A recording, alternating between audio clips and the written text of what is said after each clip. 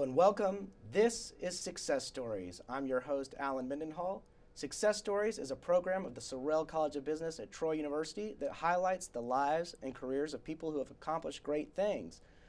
Judge William H. Pryor, Jr., or Bill Pryor, known to most of you, is one of those people. He is a Chief Judge of the 11th Circuit Court of Appeals for the United States of America, former Attorney General from the state of Alabama, and he is my guest today. Judge Pryor, welcome to the show. Thank you. It's good to be with you.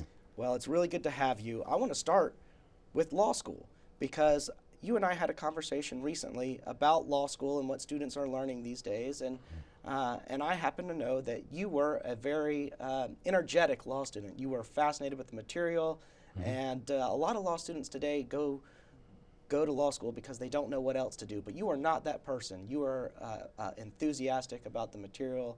You really wanted to be a lawyer. And so I want to start with the law school experience for you and what that was like and why you took an interest in the law to begin with. Well, I'll back up a moment and explain why I went to law school, because I think that might help explain why I loved it so much. I was the oldest of four kids who grew up in Mobile, and our parents were Catholic school teachers, and my father was the band director at our high school. And everyone said, because in my house, playing an instrument was an obligation, a duty. It wasn't a choice. And I was a percussionist. I did well in music. And everyone said, oh, you should be like your dad, go off and become a band director, become a musician. And as much as I loved music, I had doubts about that from the beginning and thought that in high school, at least, I really loved history and English. When I got to college, my freshman year was 1980. Ronald Reagan was running for president.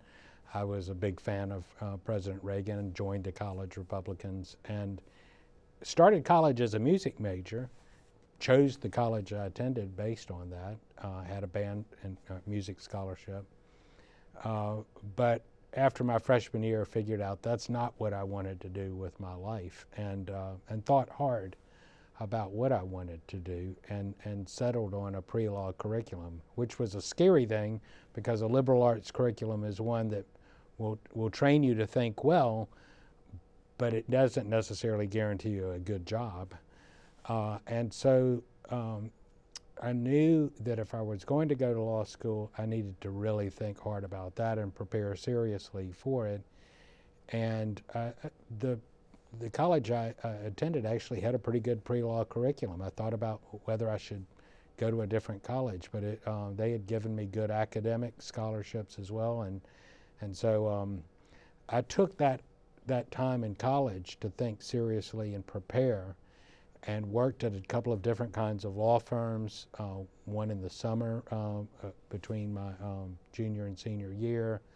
I took a practicum in legal studies in college that placed me in an insurance defense firm where I really got an opportunity to see what lawyers do, go to court, see the different kinds of lawyers. And by the time I arrived at law school, I had a pretty good understanding. I'd worked at 3 different law firms, and I not only knew that I wanted to be a lawyer, but I also knew kind of what kind of lawyer I wanted to be, and that really helped. I really had thought long and hard about this, and though I was kind of intimidated by the law school experience because so many of my classmates were really bright and had gone to really prestigious schools,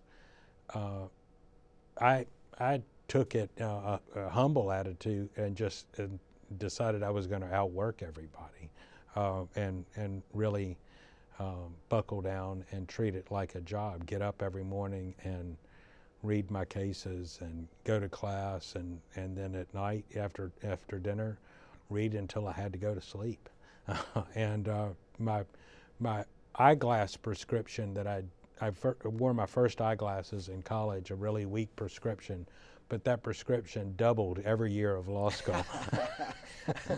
Well, I know a lot about your public life when you were, of course, Attorney General of Alabama, and of course you've been a well-known federal judge for a long time, but I really don't know much about your period in private practice and what you did in private practice. So my first job after law school was clerking for Judge Wisdom, for John Minor Wisdom on the U.S. Court of Appeals for the Fifth Circuit. The courthouse in New Orleans is now the John Minor Wisdom Courthouse. So he was a legendary judge. It was a great job.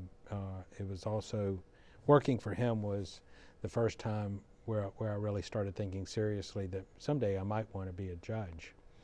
But I was set on returning, hopefully to Alabama. I did think about practicing in New Orleans, but the firms that I was interested in working for represented American business. I thought in many ways the civil law system in our country, litigation, was undermining free enterprise, that lawsuits had become a form of an abusive form of jackpot justice, and that we need the legal system to make sure that people who have been harmed in society and in the workplace, where it was a wrongful harm, that they're compensated justly and they're treated fairly.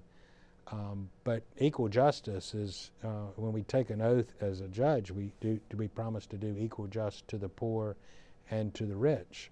And equal justice is not only equal justice for an injured worker or a consumer, but it's also equal justice for rich and powerful corporations.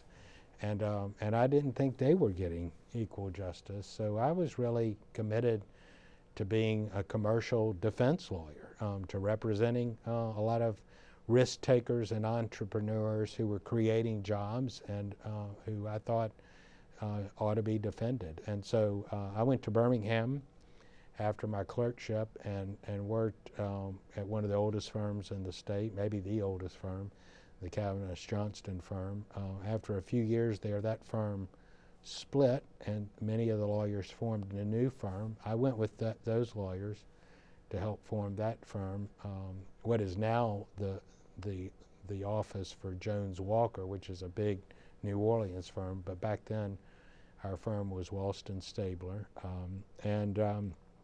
I was about to become a partner. I was only a couple of months away from becoming a partner when Jeff Sessions was elected Attorney General and asked me if I would be his top civil deputy. And so instead of being a junior partner at our law firm, I would become the top civil and constitutional lawyer for the state and would be the main lawyer for the state of Alabama defending voting rights and other civil rights cases in state and federal courts. And that was a pretty attractive offer, so I accepted it and came to Montgomery to serve as his Deputy Attorney General.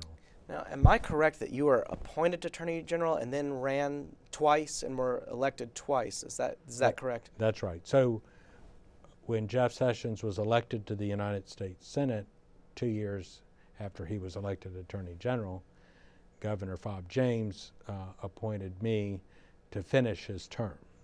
And then I ran for my first election in 1988, and that was a tough night for a lot of Republicans, but back then I was a Republican. I survived the night, and when I say back then I was a Republican, today I don't have a party. I'm a federal judge, so I'm thankfully out of politics. But I won in 1998 a close election, and then in 2002 won re-election. And how did you like the campaign life compared to what you do now? Well, compared to what I do now, what I do now is a lot better. I loved being Attorney General, and I was young. I didn't know what could not be done, and there's some idealism that comes with youth, and I think that it was helpful as a state Attorney General to be idealistic and vigorous, young, I think it made being Attorney General exciting. And you were the youngest, right? The youngest. I was at the the youngest time. in the United States at that time when I first became Attorney General. Mark Pryor, a couple of years later, became the Attorney General of Arkansas, and he was 9 months younger, so he displaced me. We had the same last name, though we were not related, but when we were in meetings together, we referred to each other as cuz. And because everyone from the rest of the country thought Alabama, Arkansas both have the same last name, that all Southerners, they must be related. We weren't. But yeah, I was pretty young, and at that time, there was a fun side to campaigning and to public speaking and getting out and meeting the voters. But I had a young family too. Our daughters were young, and balancing it all was challenging. I took the girls to school every morning, and my spouse would pick them up at the end of the day. But you know, you had to really be disciplined about your schedule to make sure that you were doing justice to your family and to raising your children, being a good father and husband. Well, you must still be very disciplined with your schedule because you produce a lot of work. You give speeches, you write for law reviews, you produce articles, you've written for numerous law reviews, but also for example, the New York Times or the USA Today. How do you manage to produce so much while sitting as a judge? Well, I don't have a life. I love to work. I also have had really talented assistants who can help me. You've got to know how to delegate while still being in charge and of the final product. I've had a really talented group of law clerks over the years. Every year I bring in a whole new crowd. In fact, I've already got 2 new law clerks who recently came on, and I've got a few more who, by Labor Day, the whole crew will be on board. And for how many years in advance is that? They only clerk for me a year at a time. I hire them probably at least 2 or 3 years in advance. Wow. Yeah, and that's helpful in producing the volume of work. Obviously. I have a lot of opinions I have to write, and I've got a pretty rigorous process for how we go about that. And the law clerks are instrumental in helping me accomplish it. But they help me too with some of my extracurricular legal writing. They're mainly focused, of course, on the judicial work. Well, I'm glad you brought up the clerks because I was going to ask about the way you do your clerkships. You sort of famously have clerks come in for 1 term, or maybe at most 2 terms. Well, always Just one. Always one. Always but I knew they rotated out. But a lot of your clerks go on to high positions. They clerk for Supreme Court justices, or they become solicitors general, like Eddie LaCour is the Solicitor General of our state, and he was one of your clerks. What is it about that mentorship process that is meaningful to you? Because you've become sort of famous as a mentor to young attorneys. Well, it goes back to my clerkship. Judge Wisdom was a tremendous mentor and had a very tight network of law clerks, and he developed it. He worked on it, and I learned a lot from him about how to do that. His law clerks would meet regularly for reunions in New Orleans. New Orleans is an easy place to get everyone to come back for a weekend. In conjunction with meetings of the American Law Institute, ordinarily in Washington, he would also gather a lot of his clerks who were members of the Institute, and that would happen, every couple of years. And so between those 2 sets of reunions, they really got to know each other, and he made sure that that law clerks did know each other, that former clerks knew current clerks and future clerks, and he really established a network. And I've tried to do the same thing. My clerks help each other. I help them. I've been fortunate to have some great clerks who have gone on to more success. That's really attributable to them, but I hope I've helped them along the way. 4 of my clerks are now federal judges. Two of the clerks are on state Supreme Courts. One of those judges is on my court now. One of my former law clerks. He was previously, it's Andrew Brasher. He was previously the Solicitor General of Alabama. Some of them have worked in the White House. So one of them is the U.S. Attorney in Birmingham, and some of those law clerks I've taught. I've taught at the University of Alabama Law School and at Cumberland, and particularly at Alabama, I've had some really fine law clerks who have then gone on to do other things like be the U.S. Attorney in Birmingham. And do you enjoy teaching in the classroom? I love teaching, yeah.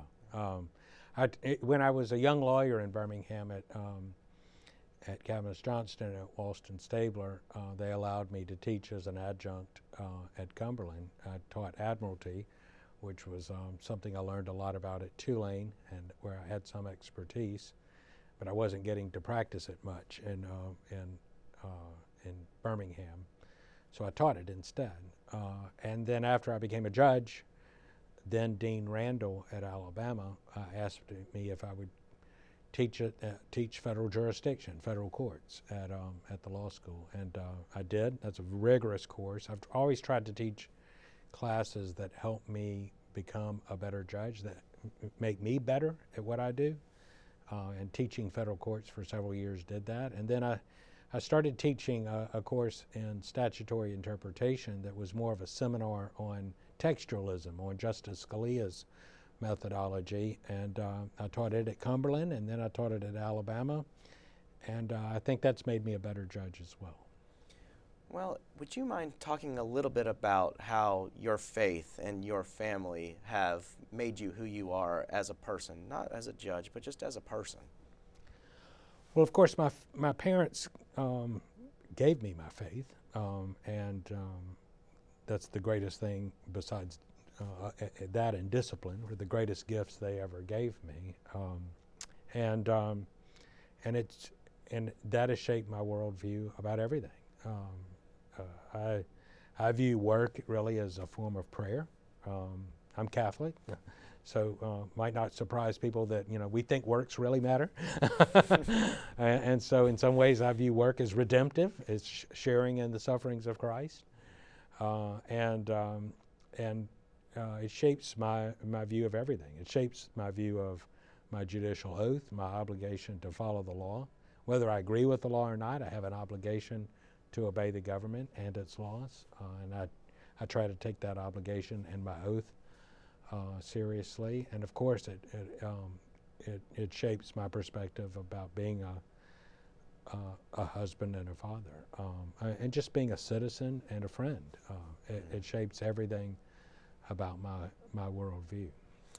Well, this show is designed principally to reach young people, college students, young professionals, people who are still considering where their career path may lead. Mm-hmm. And I'm wondering if you have advice for somebody that's, say, early 20s and is unsure about what he or she would like to do for a career. Well, I would say you ought to take a critical self-assessment of what you're good at. God blesses us with different talents. Some people are better at some things than others. I have a sister who's a physician. She's a pediatric cardiologist. And when she went to Tulane Medical School and I was at Tulane Law School, and we shared an apartment together. And I think we would both agree she would not have made nearly as good a lawyer as I did, and I wouldn't have made a very good doctor. So we had different interests really from the beginning, and I had to overcome what everyone else thought I should do. That peer pressure that really comes with that. Everyone thought I should follow in my father's footsteps and be a band director, and as much as I loved my father and as great a role model and mentor as he was for me, that's not where I needed to go, and that was really not, I think, what God wanted me to do with my life. And the love that I had for writing, the love that I had for American history and for political science really is what led me into law. And I think you ought to enjoy what you do. I think you ought to go to work every day and enjoy your work, be proud of your work. And I think a lot of enjoyment comes from picking a vocation that really utilizes the talents that God gave you. And so you've got to be critical. You've got to know what you're really talented at and what you're not.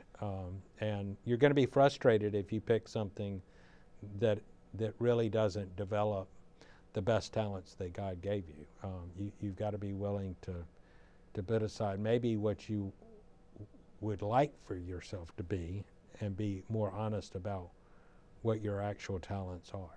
I think that's very, very sound advice.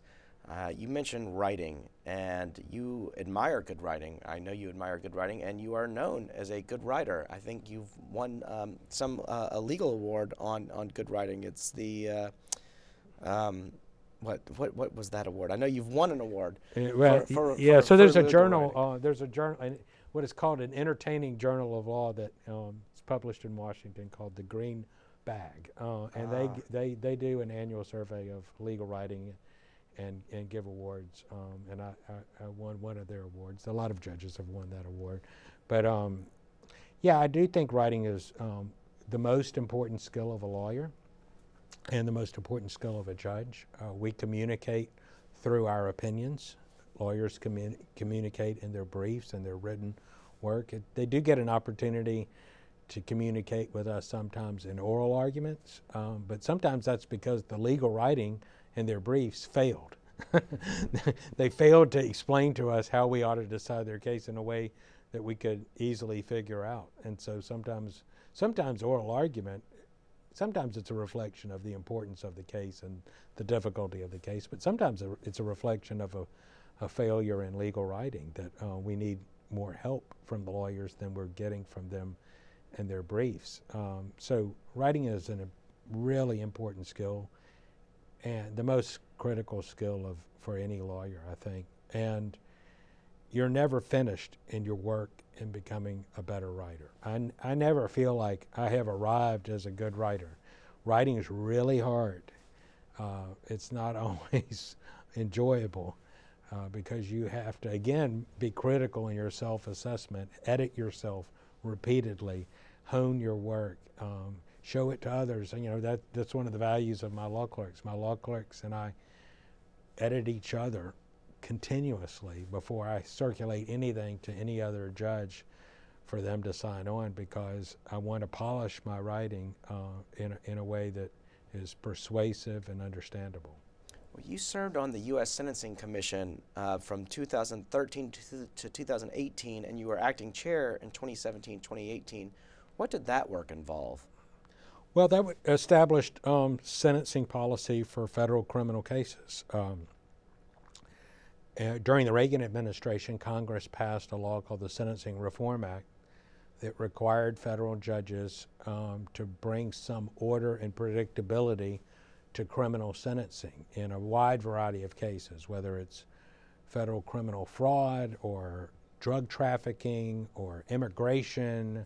Those are some of the biggest categories. Firearms offenses, those are a huge percentage of, those few categories are a huge percentage of federal cases.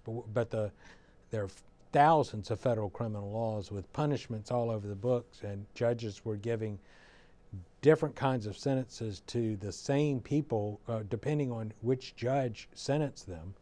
And we wanted to bring more order to that, and so Congress created a sentencing commission to publish periodically federal sentencing guidelines to regulate that process and to ensure that criminal offenders in the federal sentence system that similar offenders were getting similar punishments based on similar crimes. And that would still take into account individual differences, but try to make sure that, you know, consistent with equal justice under the law, that there was some predictability and order to federal criminal sentencing. And so the federal sentencing guidelines are the custodian, the sentencing commission's the custodian of them, and always works on them to make sure that they're reflecting the best practices in sentencing policy, that they're keeping up with the latest laws that Congress passes, and that they're respected by federal judges. So we have an elaborate process, administrative law process, that the Sentencing Commission uses to promulgate those guidelines and amend those guidelines, update the guidelines, and that's what the work of the Sentencing Commission was, and it is. Well, I'll just ask one more question, and I'll have to do this as a thought experiment. If you were to go back to your 18-year-old self again, is there anything you would do differently?